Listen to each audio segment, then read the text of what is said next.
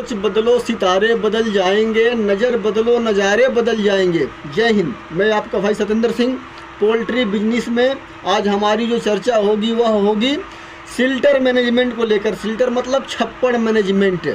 Layer poultry business हो या broiler poultry business हो, कोई भी पोल्ट्री बिजनेस आप करते हो तो उसके ऊपर हमको छत किस तरह से बनवाने हैं। जो हम छप्पड़ रखते हैं या चद्दर उसको आप लोग बोलते हो या कराकट बोलते हो या टिन बोलते हो, उसका मैनेजमेंट हम लोगों को किस तरह से करना होता है ताकि तेज़ी से अगर हवा भी चले, तूफान भी आए तो हमारे छप्पड़ उड़े नहीं, हमारा जो ऊपर का छत है वो बिल्कुल सेफ रहे। तो किस तरह से अपने फार्म बनाते समय इसका ख्याल रखना है, इसकी पूरी जानकारी जो है इस वीडियो के माध्यम से देने की मैं पूरी कोशिश करूँगा। आपका फार्म चाहे अंडा वाला मुर्गी का हो या ब्रॉयलर वाले मुर्गी का, इससे कोई मतलब नहीं है। आपने अपने फार्म का कंस्ट्रक्शन बहुत ज़्यादा हाइट पे कराया हो या कम हाइट पे कराया हो, इससे भी कोई मतलब नहीं है। हमको अपने फार्म के ऊपर किस तरह से चद्दर रखने हैं वह जानना आप लोगों को बहुत ज़रूरी है। अंडा फार्म का हम यदि कंस्ट्रक्शन कराते हैं तो उसकी हाइट जो होती है नीचे से लेकर ऊपर तक तकरीबन 17-18 फीट के आसपास लगभग सभी की होती ही है। 17, 16, 18, 17, 15 इस तरह से हाइट सबकी होती है। और अगर ब्रॉयलर फार्म हम बनाते हैं तो उसकी हाइट जो है 8-9 फीट या 10 फीट ज़्यादा से ज़्यादा इतना ही होता है। जब हमारा आखिरी पोर्शन ख़त्म होता है यानी ऊपर का, तो उसके ऊपर हम चारों तरफ से अपने सरिया और आरसीसी का चारों तरफ से लिंटर दिलवाते हैं ताकि हमारा फार्म चारों तरफ से बंध जाए। हम लिंटर इसलिए दिलवाते हैं कि उसके ऊपर हम लोहे की कैंची रख सकें। कैंची का मतलब जो लोहे का एंगल होता है जिसके ऊपर हम चद्दर रखते हैं या कराकट रखते हैं, उसको कैंची बोलते हैं। पता नहीं आप लोग क्या बोलते हैं, मुझे नहीं पता। तो चारों तरफ से लेंटर देने के बाद, लेंटर देने के जस्ट बाद उसके ऊपर हमको कैंची रखने होते हैं। इसका आप लोगों को ध्यान रखना है। और कैंची रखते ही कैंची के ऊपर फिर आपको 3-4 ईंट जुड़ाई करवानी है ताकि आपकी जो लोहे वाली कैंची है जिसके ऊपर हम चद्दर रखेंगे वो कैंची हिले डुले नहीं, पूरी तरह से पैक हो जाए। अपने फार्म के ऊपर जैसे ही हमारी कैंची सेट हो जाती है फिर उसके ऊपर हम अपने चद्दर रखने का प्रोसेस स्टार्ट करते हैं। ये जानते हैं कि चद्दर कितने तरह के होते हैं। 2 तरह के चद्दर अभी तक मैंने देखे हैं। एक टीन वाले लोहे वाले चद्दर होते हैं और दूसरा जो है सीमेंट वाला चद्दर होता है। लोहे वाले चद्दर और सीमेंट वाले चद्दर में अंतर क्या है? अपने फार्म के ऊपर हम टीन वाले चद्दर लगाते हैं तो इसको लेकर के कौन कौन सी परेशानी होती है भाई? ये बहुत पतला होता है और बारिश अगर लगातार होने लगी तो इसके अंदर जंग पकड़ लेता है और बहुत जल्द गल जाएगा। इसके साथ साथ अगर तेज़ ओले पड़ने लगे, तेज़ बारिश होने लगी तो बहुत तेज़ आवाज़ करता है जिसकी वजह से हमारी मुर्गी जो है डर जाती है। सीमेंट वाले चद्दर में क्या है कि सीमेंट वाला चद्दर जो है बहुत मजबूत होता है। जब से मैंने अपना फार्म बनवाया है तब से अभी तक हमारे उसी तरह से चद्दर पड़े हुए हैं। 10-12 हमने टीन के चद्दर मंगवाए थे दूसरे काम के लिए, वो आज ही गलने शुरू हो गए हैं। ये बारिश बिल्कुल बर्दाश्त नहीं करता और बिल्कुल हल्का होता है। तो जब भी आप अपने फार्म में चद्दर लगवाएं तो सीमेंट का ही कोशिश करें। ऐसे आप लोगों की मर्जी है, मैं इसके लिए कुछ आप लोगों को कह नहीं सकता। यहाँ तक सब ठीक है। अब यहाँ के बाद आप लोगों को ध्यान देना है कि अब नुकसान होता कैसे है।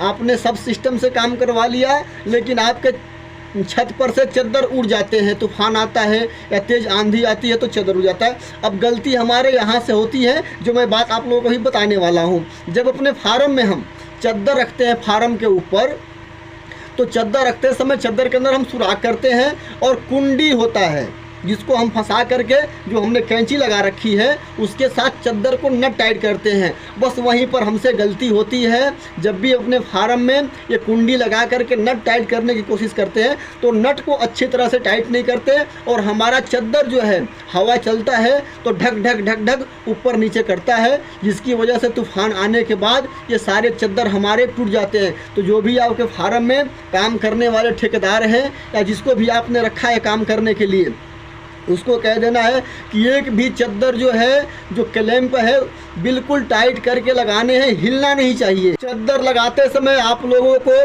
खुद ऊपर जा कर के, जहाँ भी आपका फार्म है खुद चेक करना चाहिए। कुछ काम ऐसे होते हैं जो फार्मरों को खुद देखना पड़ता है। ऐसा नहीं भाई कि सब दूसरे के भरोसे पे काम छोड़ दोगे और कमेंट करते रहोगे, घूमते रहोगे, फिरते रहोगे, कहते रहोगे कि मेरा जो है चद्दर उड़ गया, मेरा नुकसान हो गया। तो कुछ काम अपने आँखों से देख करके करवाने होते हैं। तो ये काम जो है जब भी आपके फार्म में चद्दर चढ़ने लगे उस समय आपको फार्म के ऊपर चढ़ जाना है और अच्छी तरह से चारों तरफ देख लेना है कि कोई नट चद्दर से ढीला तो नहीं है, उसको टाइट करवाना है अच्छी तरह से। यहीं पर हमारी कमी होती है जिसकी वजह से हमारे फार्म के चद्दर उड़ जाते हैं। एक बार की बात बता रहा हूँ मैं, कई साल पहले की बात है। हमारा फार्म का अंडा, इस साइड का अंडा उड़ के उस साइड चला गया था। इतनी तेज तूफान आई थी भाई साहब, आपको मैं बता नहीं सकता। कम से कम 100 150 फीट अंडा का ट्रे उड़ कर गया था। इतना तेज तूफान आया था, इतना जल्दबाजी में आया कि मैं उसको कवर नहीं कर पाया और सारे मेरे अंडे उस दिन नुकसान हो गए। इतनी भयंकर तूफान में हमारे पूरे फार्म के सिर्फ 4 चद्दर उड़े थे। आप सोचो कितनी रफ्तार में तूफान आया होगा जो अंडे को 100 150 फीट तक पहुंचा दिया दूर, और उसमें हमारे सिर्फ 4 चद्दर उड़े, वो भी स्टार्टिंग के, जहां नीचे जो हम बर्जा टाइप के लगाते हैं वो चद्दर उड़े थे। तो इस तरह से अपने फार्म में आपको चद्दर लगाते समय ख्याल रखना है क्लैंप का। बिल्कुल आपका क्लैंप जो है एंगल और चद्दर के साथ टाइट होना चाहिए। फिर आप कितना भी तूफान आ जाए आपके फार्म में, आपके चद्दर उड़ेंगे ही नहीं। सबसे ज़रूरी काम आपको क्या करना है, आपका फार्म भी तैयार हो गया, आपके फार्म के ऊपर कैंची भी लग गया, चद्दर भी लग गया, आपने चारों तरफ से नट बोल्ट भी कसवा दिए, कहीं भी चद्दर नहीं हिल रहा है। अब आखिरी ज़रूरी काम आपको ये करना है कि फार्म के ऊपर आपको घास बिछवाने हैं। अब घास कैसे बिछवाने हैं, या तो कोई बंगाल से है, कोई बिहार से है, कोई यूपी से है, कोई उड़ीसा से, हर जगह यदि आपके पास मूज नहीं है, पतलो जिसको हम बोलते हैं वो नहीं है, तो आप जो है धान के भी बिछावन बिछा सकते हैं। उसको बिछाते समय क्या करना है आप लोगों को, चारों तरफ से तार मरवाने, ध्यान रखना। जो क्लैंप निकला हुआ है आपका ऊपर का नट के ऊपर जो क्लैंप होता है उसमें चारों तरफ से तार बनवाने हैं। लेंटर वाला तार है, उसे थोड़ा मोटा तार, ताकि जो आपने घास बिछवा रखा है वो घास दबा रहे। एक बार यदि अपने फार्म में घास बिछवा करके चारों तरफ तार मरवा दिए तो 3 से 4 साल वो घास सड़ जाएगा, लेकिन आपको छप्पड़ को बिल्कुल नुकसान नहीं होने देगा।